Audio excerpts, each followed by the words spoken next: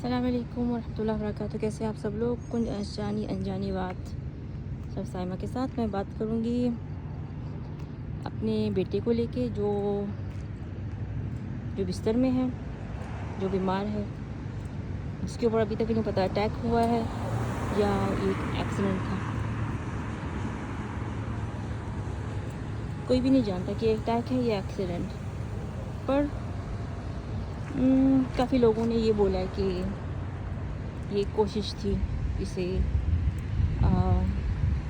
इस पे हमला हुआ है, इसको मारने की कोशिश की गई है, जैसे कि पीछे से कोई वार किया हो।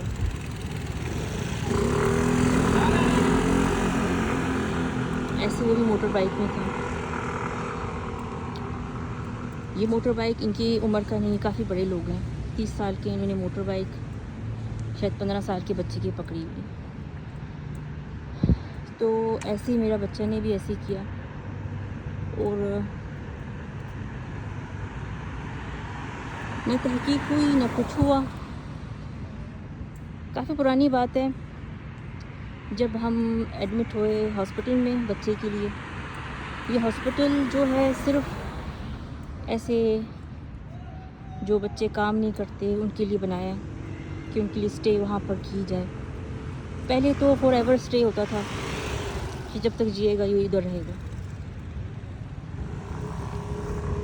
तो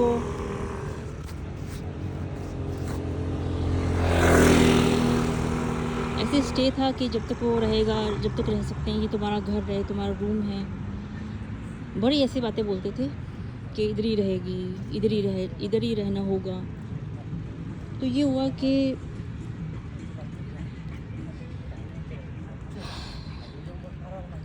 हमें पसंद नहीं आया। बहुत बड़ा कमरा दिया कि जैसे कि 3 कमरे हों तो एक कमरा बनता है। तो वहाँ पर बच्चे को स्टे दिया। तो पहले हम ऊपर थे, काफ़ी देर के बाद कहने लगे कि अब तुम नीचे आ जाओ। तुम नीचे देखा कमरा काफ़ी बड़ा है, आसानी है आने में। तो फिर ठीक है, हमने नीचे कमरा ले लिया। ऊपर से नीचे आए तो पता चला मेरा कमरा जो है ना, थोड़े कोई यकीन नहीं करेगा पर मैं कह रही हूँ, ऐसे सच है। करे यकीन ना करे, मुझे मेरी उसमें प्रॉब्लम नहीं है। मेरा चैनल अगर नहीं चलेगा अगर मैं सच नहीं बोलूँगी। अगर झूठ बोलना है तो मैं कुछ भी बोल दूँगी, पर मैं बोल रही हूँ कि बच्चे के लिए बात बोल रही, सच बोल रही हूँ। तो जब मुझे कमरा मिला तो काफ़ी लोग वहाँ पर स्टे करके गए और वो कमरा पता चला कि वीआईपी रूम है। जो मेरे सामने है वीआईपी रूम में से एक रूम, यानी कि मेरा साइड ही वीआईपी है। वीआईपी साइड में मुझे रूम मिला जो कि बहुत बड़ा होता है रूम। मुझे पसंद आया तो उन्होंने दे दिया। मैंने बोला मैं नहीं जाऊंगी जब तक मुझे अच्छा कमरा नहीं मिले। तो उनके लिए क्या ज़रूरी था मैं नहीं जानती। मेरे ख्याल में जो सिर्फ मेरा ख्याल है कि एक बहुत अमीर औरत है और उसकी बच्ची काफ़ी बीमार थी, बहुत ज़्यादा सीरियस। जो कि मैंने पहले भी बताया करोड़ दफ़ा, जब से मैंने ब्लॉग शुरू किया, कि ये लोगों को सही देखते नहीं है। हॉस्पिटल का मतलब क्या होता है, हमने हॉस्पिटल में एडमिट किया है तो कोई ना कोई उसके साथ रहे, पर ऐसा नहीं होता। पेशेंट को अंदर रख के चले जाते हैं। कोई भी आए, रोए, मारे, उसको कुछ भी काम हो जाए उसके साथ, वो जिम्मेदार नहीं होता। देखने अपना बच्चा खुद ही देखो, घर रखो, नौकर रखो, लोग रखो, पता करो, तभी कॉल करो डॉक्टर को मेरा बच्चा ऐसे ऐसे आ जाओ तो आएंगे, नहीं तो नहीं कोई गुजरेगा उस कमरे से। एक दिन में एक दफ़ा कंपलसरी है, बस नहाएंगे धोएंगे, ठंडे कमरे में बंद करके चले जाएंगे, ख़त्म। अपने बच्चे को देखना, अपने रिश्तेदार को देखना, खुद आओ, तैयारी करो, खाना वाना सब कुछ, कपड़े लेके आओ, साफ सब कुछ लेके आओ। तो मुझे ऐसा शक हुआ कि उसकी बच्ची काम नहीं कर रही थी तो उसको मेरा कमरा चाहिए था कि इसका बच्चा कैसे ठीक हो रहा है। तो मैं तो बच्चे को छोड़ती नहीं थी। बाकी सारी माएँ बच्चे को छोड़ के चली गई। 2 महीने के बाद, 6 महीने के बाद आई हैं। मैंने तब तो बच्चे को छोड़ना नहीं। जब उन्होंने आना तो मेरे बच्चे का दिन ब दिन, कहाँ दिन ब दिन, महीने 2 महीने में उसकी हालत थोड़ी थोड़ी बेहतर होती गई। अब उनको लगी मिर्ची। मेरा ख्याल है ये। अब उन्होंने कुछ प्लान बनाया। अब उन्होंने कहा कि तुझे कमरा चेंज करना है, यानी कि इस कमरे में मेरे बच्चे को निकाल के अपना बच्चा रखेगी। कहती कमरे में कुछ है। मैंने बोला नहीं नहीं, मैं तो बस यहाँ वहाँ मस्ती करती फिरती हूँ, पूरी हॉस्पिटल की खबर रखती हूँ, कमरों की खबर रखती हूँ, डॉक्टरों की खबर रखती हूँ, कौन लोग आया गया नहीं आया, कमरा कितनी देर खाली रहा है खबर रखती हूँ, मैं तो बस ऐसे ही हूँ। तो उसने कहा कमरे में कुछ है। अचानक से मुझे कमरे से निकालने पर रह गए सारे। तो मैंने बोला मैं नहीं छोड़ूंगी कमरा जब तक मुझे अच्छा खूबसूरत कमरा ना मिले। वो तंग आ गए मुझसे। कहा चल तू अब नीचे आ, VIP रूम है नीचे, बहुत बड़े रूम है। जब नंबर देखा, रूम देखा, मुझे बहुत अच्छा लगा। मैंने सोचा कि ऊपर मैं छोटे से कमरे में रहती हूँ, यहाँ बहुत बड़ा कमरा होगा, खाना पीना खुला, मेरा जगह होगी, रख सकूँगी अपना कपड़े शपड़े, बाथरूम में बहुत खुला था। मैंने बोला तो बिल्कुल एक बंदे के लिए, जैसे कि एक बंदा पूरे एरोप्लेन में राज करे, ये वो हिस्सा, चलो सही है। मैं शिफ्ट हो गई और जब मैं शिफ्ट हुई, जो मुझे शक हुआ, मेरा शक सही निकला। जो मैं कह रही कि मुझको लग रहा था शायद, वो औरत मेरे कमरे में स्टे करने आ गई, जिसको लालच थी कि उसके बच्ची ठीक हो जाए, ये हो गए वो हो जाए। हुआ तो कुछ उल्टा ही हुआ, उसकी बच्ची वहाँ पर मर गई। जब उसकी बच्ची वहाँ मर गई तो बड़ा अफसोस भी हुआ। तो मैंने बोला चलो चाहने, क्योंकि उसने कभी देखा नहीं अपने बच्चे को।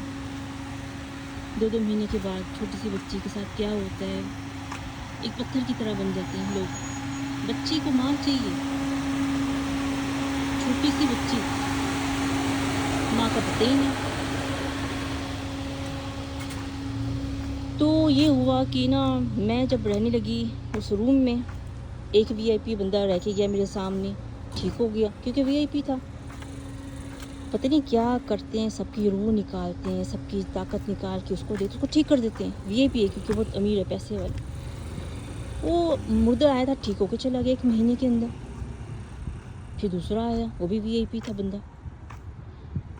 अब वो भी ठीक होकर चला गया। अब पता नहीं ये चल कैसे रहे, तो टूटे फूटे आते हैं कुर्सियों में। तो कम से कम 2-3 साल लग ही जाए इनको, ये तो फिक्स हो ही नहीं सकते।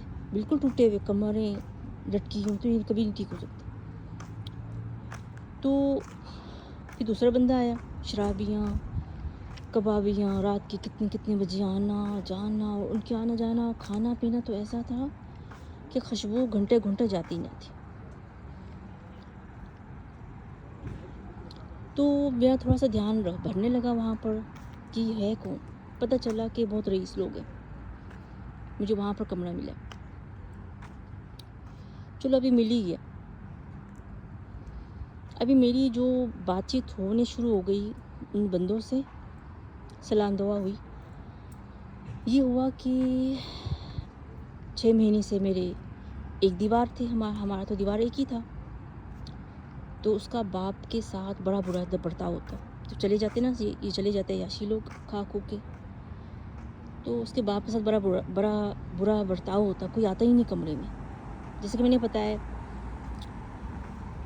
कि जब तक आप होंगे नहीं तो कोई गुजरेगा भी नहीं। तो गलती ये हुई मुझसे, एक बार गुनाह कवर हो गया। मैंने जाके बोल दिया उससे, मैं तेरे बाप के साथ ये अच्छा बर्ताव नहीं करती, बहुत रोता है तेरा बाप। तो मैं तेरा बाप है या तो उसका ड्राइवर है, मुझे कुछ नहीं पता। कहते हाँ मेरा बाप है। उसके बाद ये हुआ कि आस्ता आस्ता दिन गुजरते रहे। तो मुझे लगा कि लोग मुतव्वा टाइप के, नमाजी परहेज़ी, बहुत नमाजी बन गया। तो अज़ान होती तो पूरा टीम बाहर निकल जाती नमाज के लिए, वापस आती बस। तो नहीं तो कहीं उधर ही अदा करते, रोज़ा खोल के, तो मैं देखती गुज़रते हुए कि सारे नमाज के क़याम पे खड़े हैं। तो मैं बोला थोड़े अच्छे लोग मिल गए मुश्किल में। नहीं कि कुछ ऐसा हुआ, आस्ता-आस्ता बात बहुत बढ़ने लगी। उसने डिमांड की कि तेरे पास कोई आता-जाता नहीं है, तो मैं तुझसे शादी कर सकता हूँ। मैं तो आँखें ऊपर-नीचे, ऊपर गई और फिर नीचे डिशूँ, ऐसी मेरी हालत हुई। मैंने बोला मैं तो शादीशुदा नहीं हूँ, तो बहुत बुड्ढी औरत हूँ। मैं बस जाती आती हूँ कि बस, नहीं तो मुझ में कुछ भी ताकत भी नहीं है, मैं बहुत थकी हुई हूँ। मैं तुझे कैसे ऐसे सोचा अभी? ऐसे बोला, वो फिर हैरान हो गया। उसकी आँख ऊपर से नीचे ऐसे गिरी कि ये क्या बोल रही है। मैंने बोला तूने ये बोल के मुझे भी ऐसे ही शॉक किया जैसे मैं तुझे शॉक किया अभी। वो हैरान हो गया कि क्या कह रही है, बुड्ढी औरत है। उफ़! अभी मैंने बात शुरू हुई है कि बता रही हूँ कि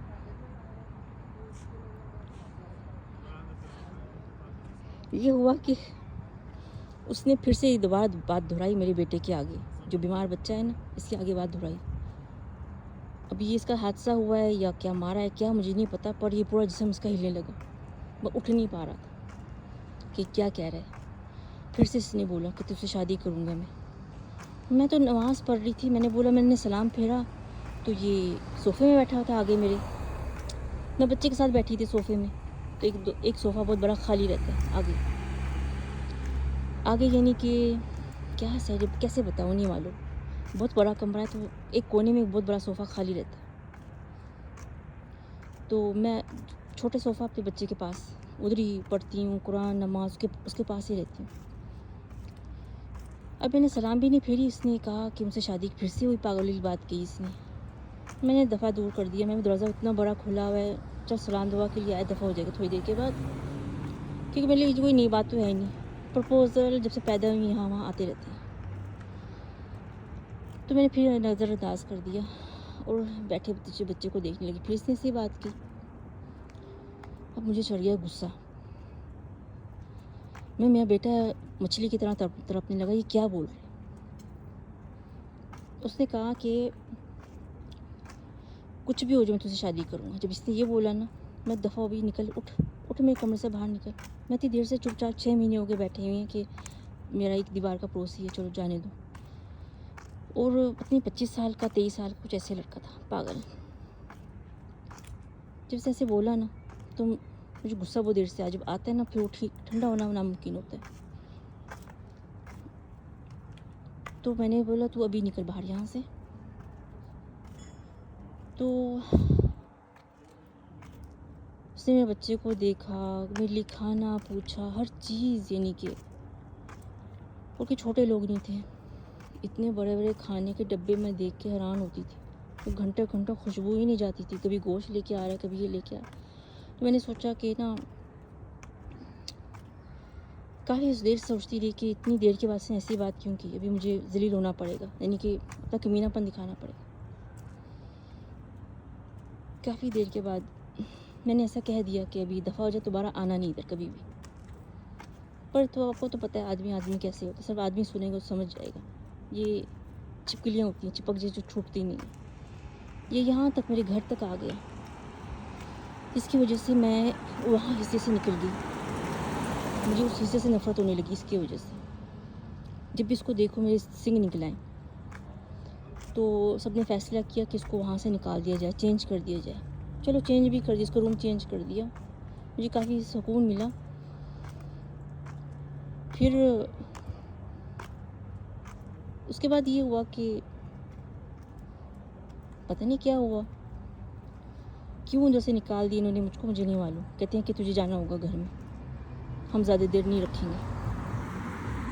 फिर मुझे समझ में आया, जो मुझे समझ में आ ही जाता है, बोले कोई बंदा ना बोले, इनको औरतें ख़राब चाहिए, जहाँ पर इनके रश खुले हों, लोग आएँ जाएँ, खुश रखें इनके मर्दों को। मैंने किया उनसे बगावत, झगड़े करूँ, बहुत मुसीबतें करूँ। जैसे मेरे बच्चे को तंग कर दिया ना, मेरा बच्चा हिल पड़ा। अब मुझे नहीं पता अपने बच्चे को लेके कि ये कोई शायद इसी ने हादसा करवाया हो हमद का, मेरे बच्चे का, या तो बीमार करके अभी वो कहते हैं मैं अब तेरी माँ से शादी करूँगा। वो बच्चा तो बात कर नहीं सकता, पर उसकी तरफ ना अच्छी नहीं थी। उसकी तरफ अच्छी नहीं थी, उसकी देखना अच्छा नहीं था। बहुत फाड़-फाड़ के देख रहा था मेरा बच्चा, जब देखता है ना उस लड़के को, तो ऐसे लग रहा था कि इसे जानता है। अब क्योंकि बच्चा बिस्तर में है, बात नहीं कर सकता, तो बात सारी दबीर की दबी रह जाती है। उसका दुश्मन भी उसके साथ से सामने से होके जाएगा, वो कुछ बात ही नहीं कर सकता। एक और आदमी को एक और इमरजेंसी ऐसी हुई, हमें इमरजेंसी जाना पड़ा, बच्चे को लेके जाना पड़ा। ये हुआ कि फिर कोई आदमी आ गया, उसको पसंद आ गई, अपनी क्या आई, आके बच्चे से बातचीत करने लगा। कैसा है तू, मैं तेरा दोस्त, ये वो।